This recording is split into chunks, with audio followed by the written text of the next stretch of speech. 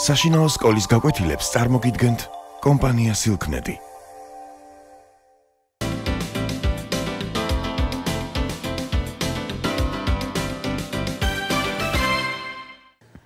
მოგესალმებით. ჩვენი საუბრის თემაა აკაკი წერეთლის ლექსი აღმართ, რომელშიც წარმოჩენილია პოეტის გულის ტკივილი სამშობლოს ბედის გამო. მამული ენა სარწმუნოება.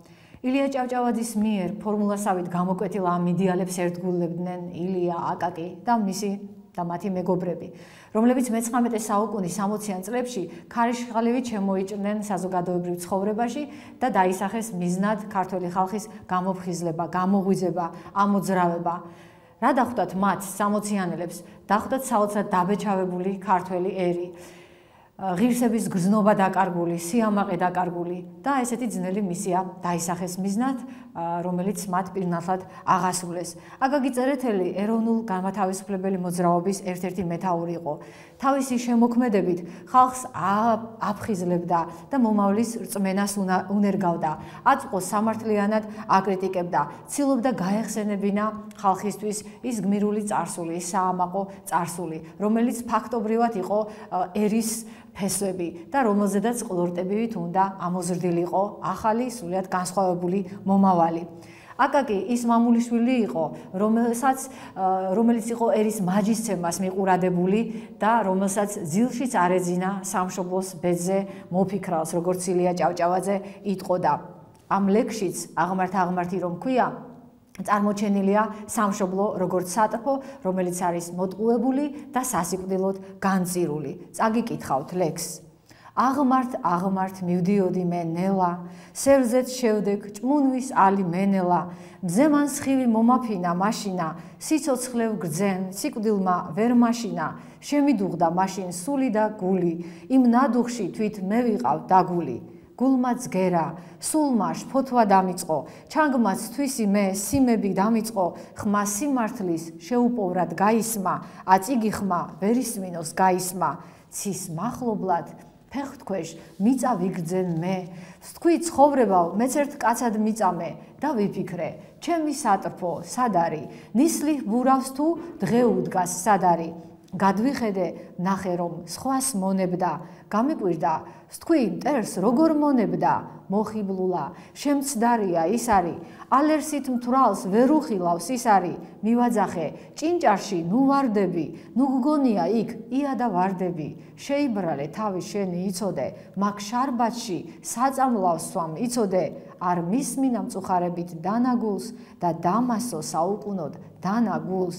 აღმართ მივდიოდი ნეტარად, თუ ამ სერზედ თავს ვერ გძნობდი ნეტარად, ჩემო თავო ვეღარ გკურვენ წამალით, დაღმართ დაუყევი წამალით, იქ ჩაბრძანდი სად გელიან ლოდებით, ბარით, ნიჩბით, კუბოთი და ლოდებით, დაივიწყე ვინც გახსოვდა მარადის, ხელდაკრეფით განისვენე მარადის.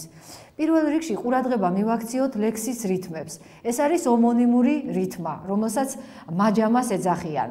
ეს რას ნიშნავს, რომ ომონიმი არის ერთი და იგივე ბგერითი შემადგენლობის, ოღონდ განსხვავებული მნიშვნელობის სიტყვები. მაგალითად, აღმართ მივდიოდი მე ნელა, ესე იგი ნელა მივდიოდიო. სერზეც შევდექ ჭმუნვის ალი მენელა, ესე იგი ჭმუნვის ალი გამინელდაო. ეს სხვათა შორის ამგვარი რითმები მოითხოვს პოეტისაგან ძალიან დიდ ოსტატობას, იმიტომ რომ ეს არის რითმის უზუსტესი, იდეალური სახეობა. ამგვარი რითმა მაჯამა ლექსს მეტ მელოდიურობას ანიჭებს. შეიძლება ამანაც განსაზღვრა ის, რომ კომპოზიტორმა მელიტონ ბალანჩივაძემ დაწერა ამ ლექსზე რომანსი, რომელიც მიიჩნევა ერთ-ერთ პირველ რომანსად მუსიკალურ სამყაროში. ახლა ყურადღება მივაქციოთ ლექსის მთავარ სათქმელს. ამ ლექსით პოეტი მომავლისაკენ ძალიან მჭმუნვარედ, ნაღვლიანად იყურება პოეტი და წარსული თითქოს სადღაც არის ჩაკარგული და შედარებით იმედიანი იყო ოდესღაც. თუმცა როგორც ალბერ კამიუ წერს, წარსული არის მომავლის მეორე ფორმა, იმიტომ რომ თუ წარსული გაქვს უკეთესი აწყოზე, ეს იმას ნიშნავს, რომ იმედი გიჩნდება უკეთესი მომავლისა. ლექსის დასაწყისში დახსენებია აღმართი, ბოლოს ამ აღმართს შეენაცვლება დაღმართი. საერთოდ საზოგადო ცხოვრებაც ხომ ეს არის აღმართ-დაღმართების მონაცვლეობა. და ეს ლექსი ამიტომაც ცხოვრების ერთგვარ მოდელად წარმოგვიდგება, თუმცა ლექსის სათქმელი, რა თქმა უნდა, ამით არ მთავრდება და არ შემოიფარგლება. მისი სათქმელი უფრო ღრმა არის. აღმართ მივდიოდი მენელა. აღმართ სიარული საერთოდ ნიშნავს ღვთისკენ სიარულს, ზეციური სამყაროსკენ სიარულს, ღვთის სიახლოვის წყურვილს. ესე იგი ადამიანი შეუდგა, ამ შემთხვევაში ლირიკული გმირი შეუდგა აღმართს, ესე იგი შეუდგა სულიერი განვითარების გზას სრულყოფისაკენ. ეს რა თქმა უნდა ძალიან ძნელი გზა არის და ამიტომაც შედარებული არის აღმართთან. გავიხსენოთ დავით მეფსალმუნე, ბიბლიური მეფე, რომელიც წერს ერთ-ერთ ფსალმუნში, რომ ვინ შეიძლება ავიდეს მაღალ მთაზე, ის მხოლოდ ვისაც აქვს გული წმინდა და სული ჭეშმარიტებით ახსავსე. მინდა გაგახსენოთ, რომ ეს ფსალმუნი გრიგოლ ორბელიანმა ლექსად გარდათქვა, რომელშიც წარმოჩენილია ეს სწრაფვა ღვთისაკენ და იქ წერია, ვინ აღვიდეს მთასა მაღალსა, მას მთასა წმიდასა, სადა გალობენ ანგელოზნი ღვთის დიდებასა. სწორედ აი ასე მიისწრაფვის ამ ლექსის ლირიკული გმირიც სიმაღლისაკენ. შემდეგ წერია, სერზეც შევდეგ, ჭმუნვის ალი მენელა. სერზე შედგომა, ეს არის თითქოს ამოსუნთქვა, თითქოს შეისვენა ადამიანმა ცოტა ხანს. ეს არის სულიერი ზრდის გარკვეული საფეხური. ამ სერიდან უკვე შორჩანს მიწა, შორჩანს ყოფითობა, რომელთანაც დაკავშირებულია ყოველგვარი სურვილები, ხორციელი ტანჯვა და სული თითქოს იშვებს და ნეტარებას განიცდის. ჭმუნვის ალი მენელა, ეს არის მეტაფორა. ესე იგი დარდის ალი გამინელდა, დარდის ცეცხლი გამინელდა და ჩამიქრაო. ეს არის ის, რომ ხორციელი ყოფის დაძლევა მოხდა. ესე იგი დაძლია ხორციელი მატერიალური ცხოვრება ლირიკულმა გმირმა და მან შეძლო, რომ აი ამ ხორციელ ყოფას მოსწყვეტოდა და თვალების ზეცისთვის მიეპყრო. ეს რა თქმა უნდა ძალიან ძნელია, იმიტომ რომ ადამიანს მუდამ უწევს ბრძოლა თავის ხორციელ სურვილებსა და სულიერ მისწრაფებებს შორის. ადამიანი ხომ აღუსებელი ჭურჭელივით არის. აი როგორც ბარათაშვილი წერს, ვინ არის იგი, ვისთვის გული ერთხელ აღევსოს და რაც მიეღოს ერთხელ ნატრით იგი ეკმაროს. ესე იგი ადამიანი გავსო აღუსებელ ჭურჭელს. თუ აუსრულდება ერთი ნატრა, მაშინ იბადება მეორე ნატრა და ასე შემდეგ დაუსრულებლად. ასე რომ ადამიანი სამწუხაროდ სიცოცხლეში ვერასოდეს ვერ იქნება ბედნიერი, რადგან არასოდეს დასრულდება მისი ნატრა, მისი ოცნებები. და თითქოს ადამიანი განწირული არის ტანჯვისათვის. ხორციელ ადამიანს გამუდმებით უწევს, რა თქმა უნდა, ბრძოლა თავის ვნებებთან და ჭმუნვის ალის განელება ნიშნავს, რომ აი ეს ბრძოლა ადამიანმა მოიგო ამაღლდა ხორცზე და ეხლა განიცდის აი ამ სიმშვიდეში სულიერ ნეტარებას, როგორც წეღან აღვნიშნე. და აქ არის ძალიან საინტერესო და ღრმააზროვანი სტრიქონები. მზემან სხივი მომაფინა მაშინა, სიცოცხლე ვგრძენ, სიკვდილმა ვერ მაშინა. მზე ქართულ ლიტერატურაში ტრადიციულად არის, რა თქმა უნდა, ღვთის სახე და არაერთხელ გაიელვებს პოეზიაში. ყველაზე მძაფრად ჩვენ შთაბეჭდილებაში ალბათ არის დავით გურამიშვილის მზე უფალი ჩარჩენილი და გაგახსენებთ რამდენიმე სტრიქონს. მზეო ყოველთა ნათობო, შენ სჯობხარ მანათობელად, თუმცა ვერ გხედავ თვალითა, ხარ ძნელი დასათმობელად, მე ყინვისაგან დამძრალი გენუკვი დასათმობელად, გემუდარები, ნუ გამხდი ცეცხლზე და დასართობელადო. სიმაღლეზე ღვთის სიახლოვეს, რა თქმა უნდა, მზისხივების სითბო ათბობს პოეტის გულს და შეგრძნება უფრო ძლიერია მასთან ახლო ყოფნისა. ამ ლექსში კი გურამიშვილის სტრიქონები რომ წაგიკითხეთ, უფალს ევედრება პოეტი, რომ გაათბოს, ეს იმას ნიშნავს, რომ ცხოვრებისაგან არის, ცხოვრების სიდუხჭირისაგან არის ის დამძრალი, გაყინული და მას ეშინია, რომ არ გადასძალოს ამ ცხოვრებისეულმა დაბრკოლებებმა, არ დაეცეს და არ გახდეს ცეცხლზე დასართობელად, ცეცხლში დასაწვავი, რაც რა თქმა უნდა ჯოჯოხეთს გულისხმობს.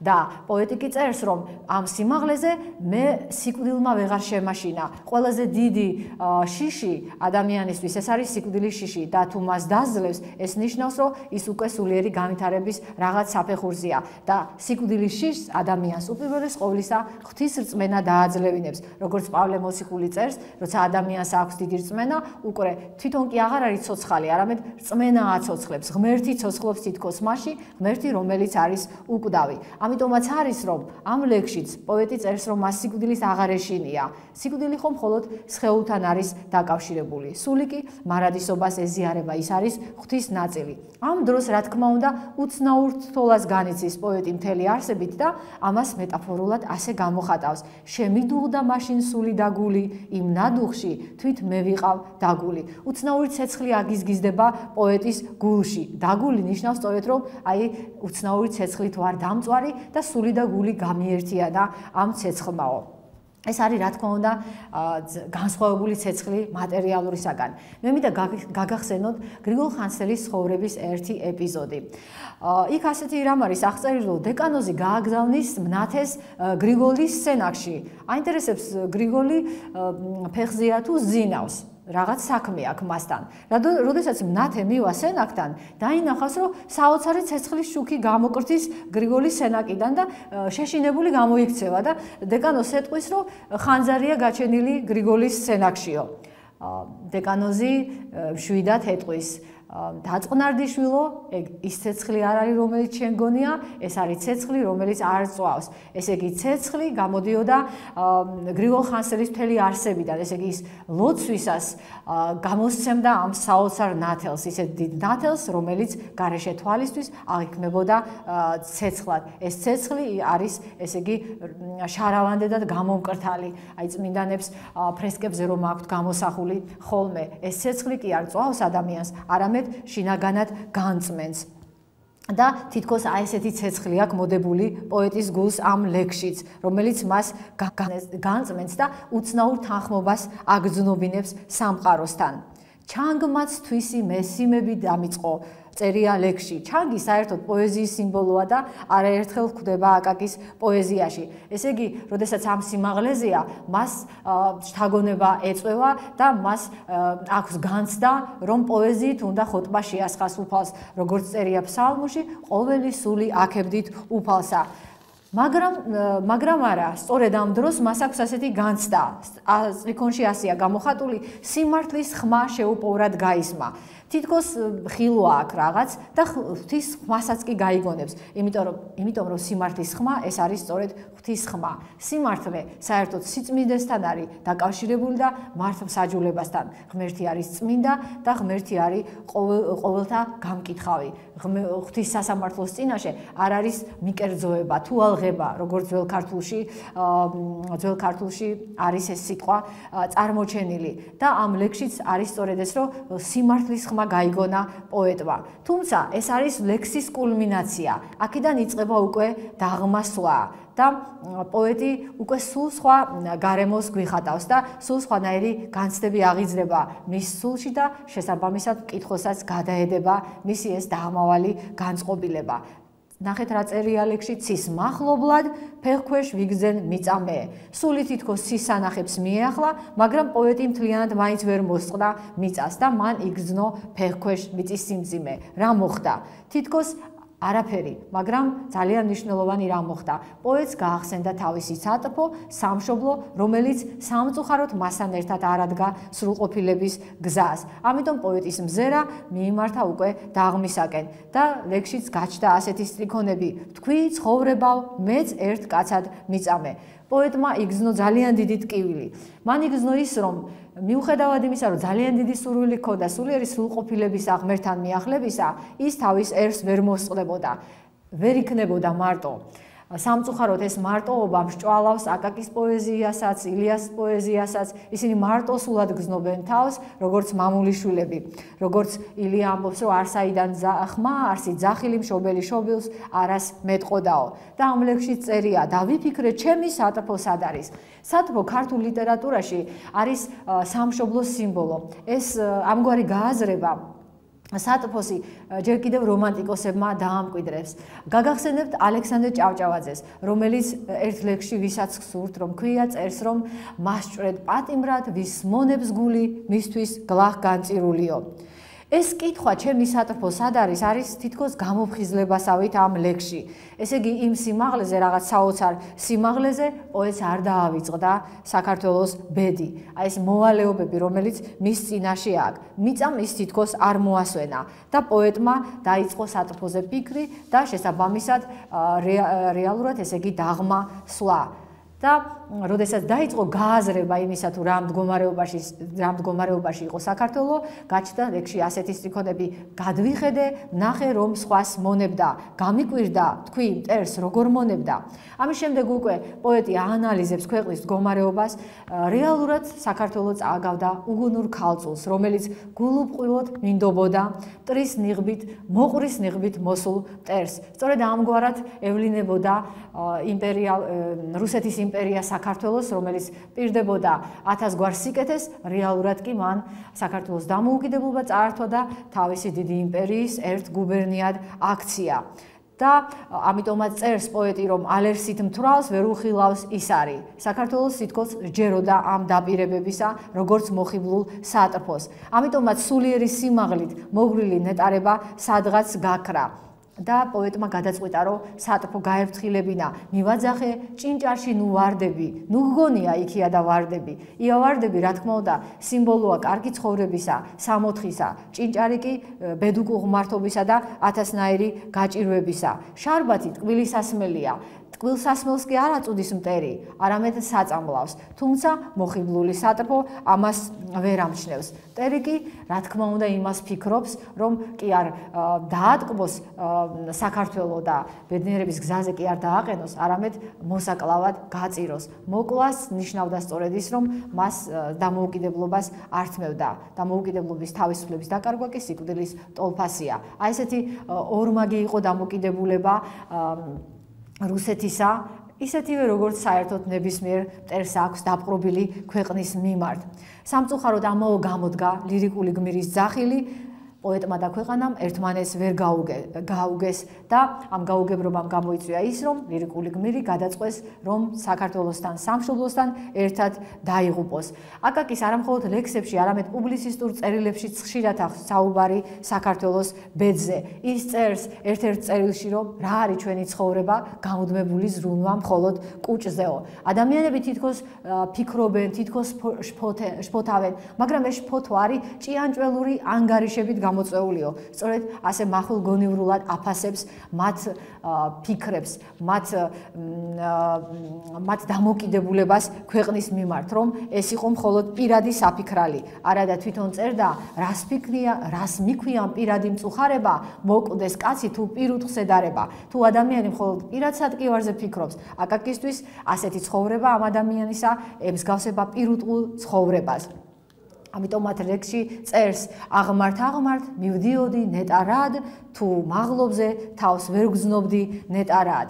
რეალურად საქართველოს მდგომარეობა ემსგავსება ჭაობს, რომელშიც ცხოვრობენ ადამიანები უშფოთველად და ქართველობა არის გათითო კაცებული. ეს მდგომარეობა არაერთ ნაწარმოებშია კიდევ დახატული, მაგალითად შესანიშნავად წარმოჩენილი არის ილიას მგზავრის წერილებშიც. აკაკი კი ფიქრობს ამ ლექსში, რომ ჯობია ქვეყანასთან ერთად დაიღუპოს, ვიდრე მარტო მოიპოვოს ეს სულიერი სრულყოფილება და ბედნიერება. იქ ჩაბრძანდი სადგელიან ლოდებით, ბარით, ნიჩბით, კუბოთი და ლოდებით. თუ სიკვდილია, ბარემ თავის ქვეყანასთან ერთად დაიღუპოს. და ძალიან მტკივნეულად ჩანს ეს სტრიქონები. დაივიწყე ვინც გახსოვდა, მარად ის, რა თქმა უნდა, არის უფალი, რომლის მხოლოდ ხსოვნა უნდა შემოინახოს და უნდა შეწყვიტოს იმ გზაზე სიარული. ამ ლექსს ეხმიანება თავისი პათოსით, თავისი სათქმელით ლექსი ჩემო თავო ბედი არ გიწერია, რომელშიც წერს პოეტი, რომ ჩემო თავო ბედი არ გიწერია, ჩემო ჩანგო ეშხით არ გიჟღერია, ჩემო გულო ტკბილად არ გიძგერია, რადგან სატრფო ვხედავ ჩემი მტერიაო. ამავე ლექსში ვკითხულობთ, რომ ერთადერთი გზა დამჩენია, ეს არის საფლავი, ნეტავი იქაც მოსვენებული ვიყო, რადგან ჩემი სატრფო, როგორც აღვნიშნეთ, ჩემი მტერიაო. თუმცა ხანდახან მაინც გაჰკრავდა ხოლმე იმედი, დიდი იმედი, რა თქმა უნდა, და ეს ლექსებშიც არაერთხელ წარმოჩენილა, რომ საქართველო არ დაიღუპებოდა. თვითონ მზად იყო თავშესაწირავად, ერთ ლექსში წერს კიდევაც, თუ ჩემს სამშობლოს გამოადგება ჩემი სიკვდილი, მე მზად ვარ, მოდი ჯალათო, შენი მახვილი შეუბრალებლად ზედ გულზე დამკარო. და ერთი ლექსი მინდა კიდევ შეგახსენოთ, ეს არის ლექსი ვედრება, რომელშიც მკითხველს პოეტი მიმართავს როგორც თავის ძმას, რათა ყურადღებით მოусმინოს მას, იმიტომ რომ ძალიან მნიშვნელოვანი რამ უნდა უთხრას. ის ამბობს, რომ შეიძლება ცხოვრებაში შეხვდე დაცემულ ადამიანს, აუცილებლად რა თქმა უნდა ხელი უნდა შეაშველო და წამოაყენო, მაგრამ ჯერ უნდა დააკვირდე, როგორ იქცევა ის დაცემული.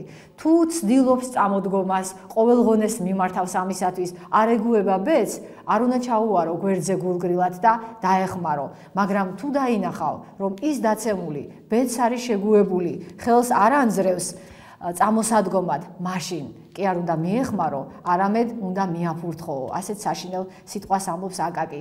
შემდეგ ლექსში არის მრავალ წერტილი და ასეთი სიტყვები.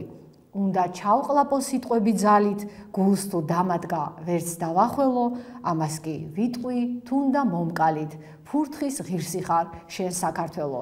საქართველო უსაყვარლესი მშობელი თავისი აი ასეთი სიტყვებისთვის გაიმეტა აკაკიმ. ეს მას ათქმევინა სწორედ ძალიან დიდმა სიყვარულმა, რადგან ხედავდა, რომ საქართველო მიაგავდა იმ დაცემულს, რომელსაც წამოდგომის არც სურვილი, არც ზღონე და არც უნარი არ გააჩნდა. რა თქმა უნდა, მხოლოდ აკაკის ჰქონდა უფლება, რომ ასეთი რამ ეთქვა თავისი ქვეყნისათვის. აკაკის კიდევ არაერთი სიმბოლო აქვს სამშობლოსი თავის პოეზიაში, მათ შორის არის ამირანის მითი მან გამოიყენა იმის სათქმელად, რომ კავკასიონის მთებზე მიჯაჭვული ეს ღმერთთან მებრძოლი გმირი არის საქართველო, რომელიც აუცილებლად გაწყვეტს ჯაჭვებს და თავს აიხსნის, ესე იგი გათავისუფლდება. აი ასეთი ამ ლექსის მთავარი სათქმელი, სამშობლოს ბედით გულმტკივნეული პოეტი ასე მწუხარედ მოთქვამს მის ბედზე. გირჩევთ, რომ წაიკითხოთ აკაკის ლექსები, რათა დარწმუნდეთ თუ რას ნიშნავს ჭეშმარიტი პატრიოტობა. გმადლობთ ყურადღებისათვის.